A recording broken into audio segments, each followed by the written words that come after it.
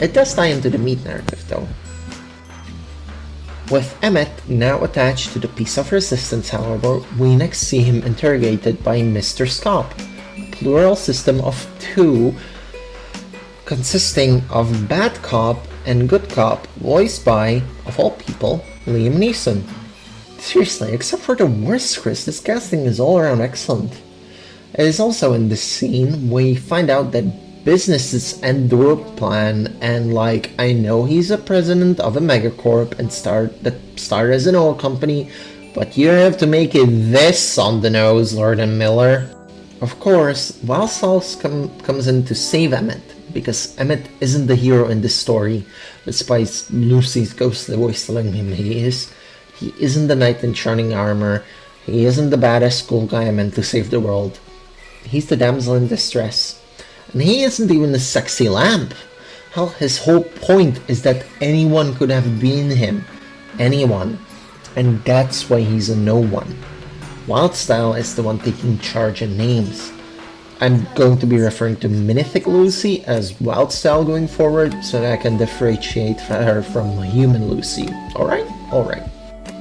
Plus, when she goes, let's not talk about my name, like, girl, I know of girls that go through like 5 names before settling on one, but come on, no need to be insecure about it. The journey leads to the Old West realm, an exposition dump, and a dig at Bionicle that isn't even about them appropriating Maori. I know Lucy is too young to have grown up with them, considering the movies from 2014 of Bionicle's finished production in 2010, but come on! This outburst brought to you by the joke, if you want to flirt with a trans girl, ask her about Bionicle lore. The next sequence has just one important thing in it, identity erasure. After some exposition, Lord Business erases good cop from the cop system, meaning bad cop is the only one fronting after that. And this is really an extension of Lord Business's obsession with order and things being exactly as he wants them to be. It makes me worried what the man upstairs could have said to Lucy for her to see him this way. We then jump back to Wildsall and Emmett, meeting with Rubius, who has them enter and explore Emmett's mind. And hey, it's the heads of all my peers, no thoughts had empty! Can I get an action scene now? I think it's time we get an action scene. I'm picturing a lovely chase scene that ends in our trio being rescued by Wildsall's boyfriend Batman. Now, I'm the biggest lesbian around, but I'm fairly certain the bi girls in the audience have a favorite Batman they would have crushed on. So can we get a bi rights in the chat for Lucy? Especially as we're now driving up the rainbow to Cloud Cuckoo Land. Sheesh, I thought I was up and subtle with the pride flag behind me. Cloud Cuckoo Land is the one place that is all Lucy's. No rules, no sadness, just cute cotton candy fluff and glitter courtesy of Princess Unikitty. A party only an 8-year-old could come up with. No bushy mustaches. Ma'am, I only have the 2 arms. I can't hold all these hints and moods. And also, it is not healthy to bury your feelings, Unikitty. It so is not healthy to bury your feelings of dysphoria and depression down and work only off of toxic positivity. I am also not all too hyped about the presence of one minifigure that's therefore a joke.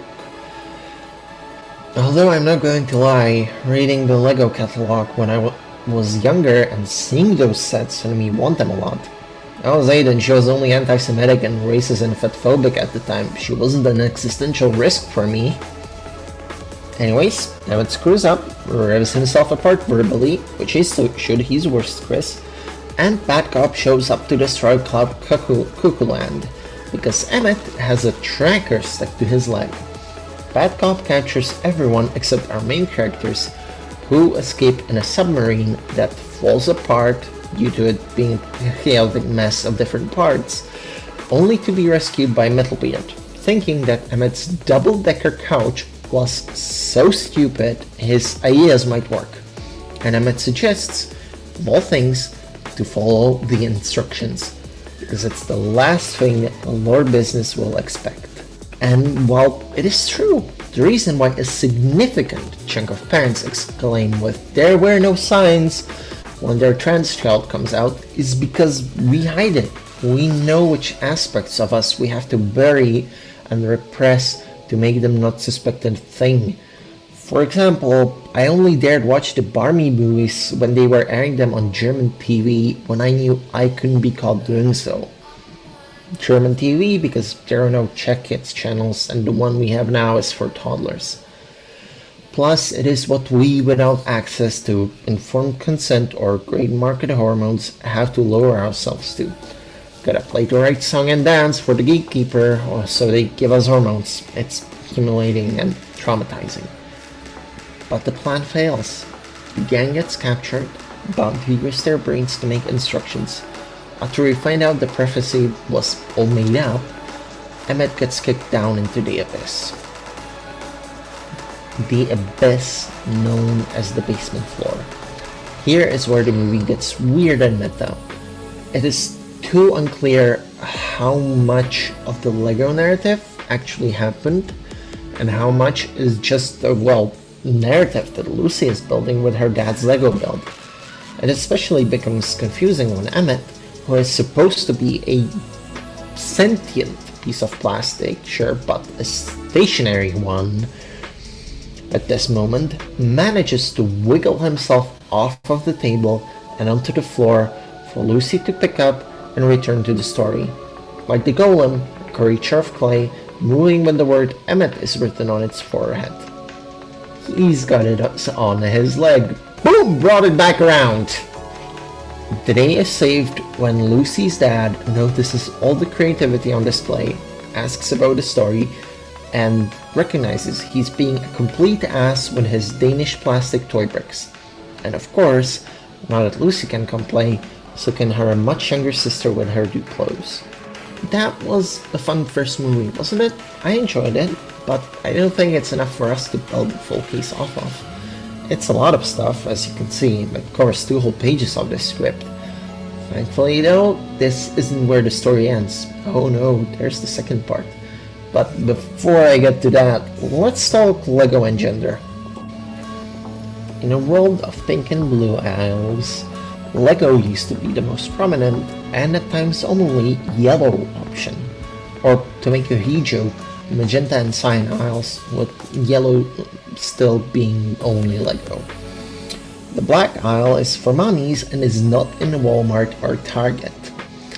Lego were and are building blocks. It was up to the kid to build what they wanted with them, create imaginative worlds and stories. Everyone loves Lego. It was gender neutral, hence the yellow. But as Lego began shifting towards pre-made sets instead of loose bricks, sets that became marketing for franchises, with the first 2 prominent big ones I can think of being Star Wars and Harry Potter, the perception of them shifted. Gender-panicked cis parents began seeing the yellow move towards green, and then eventually cyan. Legos became a boys' toy, and it nearly killed the company. Going into the aughts, Lego was hemorrhaging money. A lot. Millions in deficits. And yes, lost money is not exactly a concept that exists, but when you're a toy company producing physical products with material costs, well, then it becomes a thing.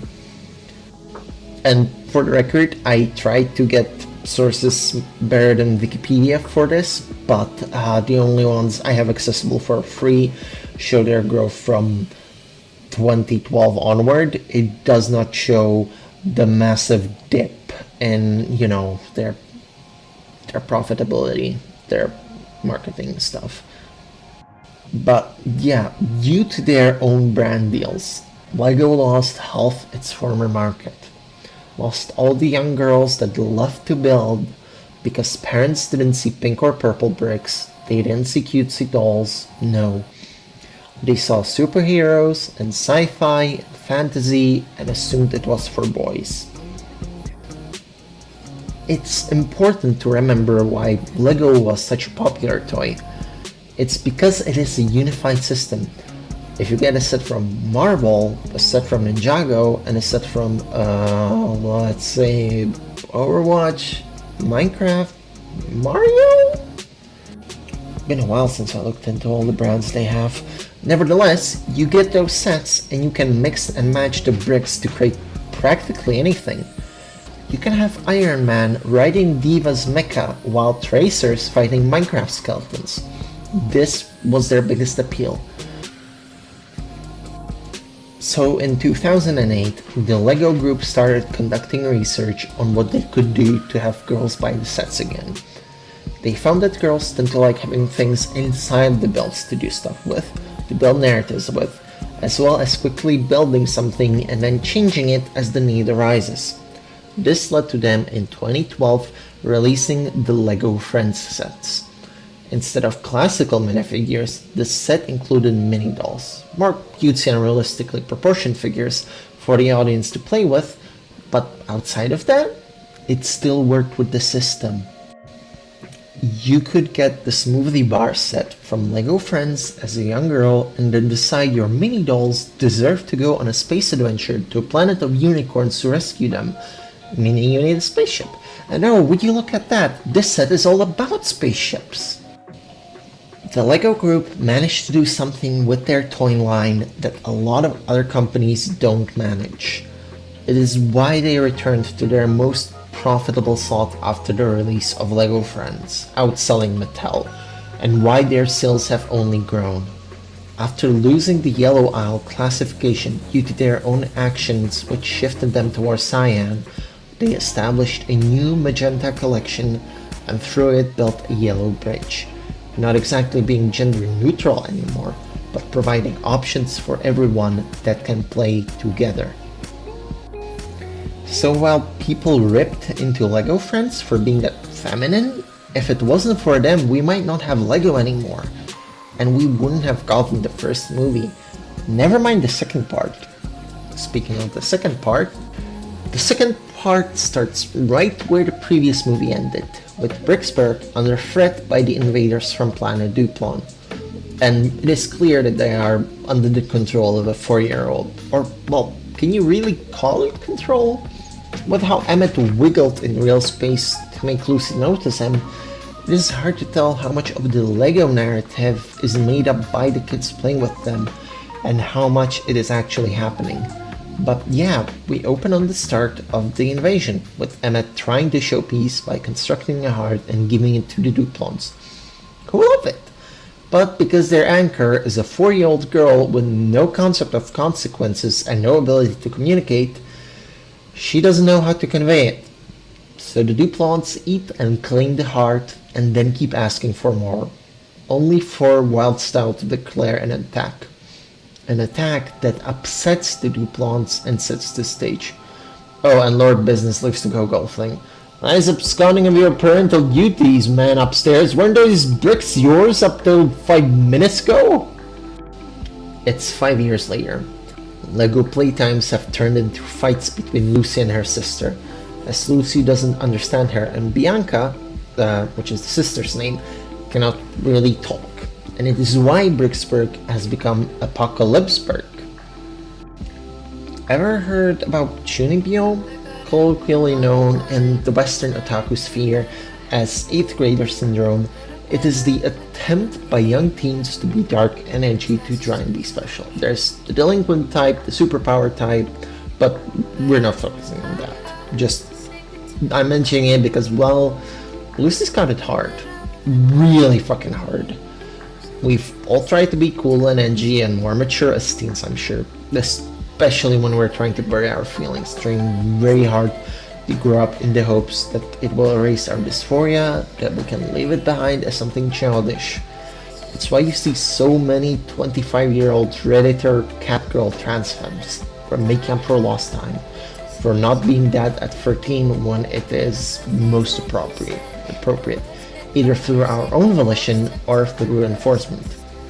Mind you, I'm not a catgirl or Redditor, I'm squarely in the DeviantArt furry formative years zone.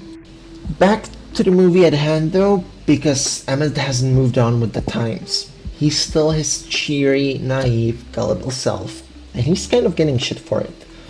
When it comes to Lucy's representations in the narrative, Emmett is what she wants to leave behind.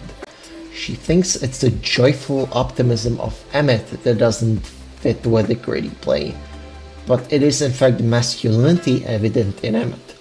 Sure, as masculinity goes, his is non-toxic, but it's still masculinity Lucy wants to reject without. Okay.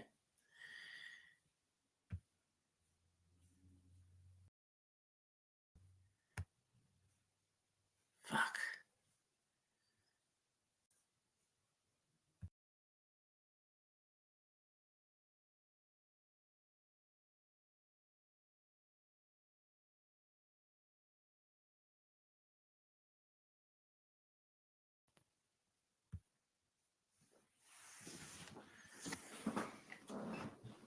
Fuck, did I kill it? Did I kill it?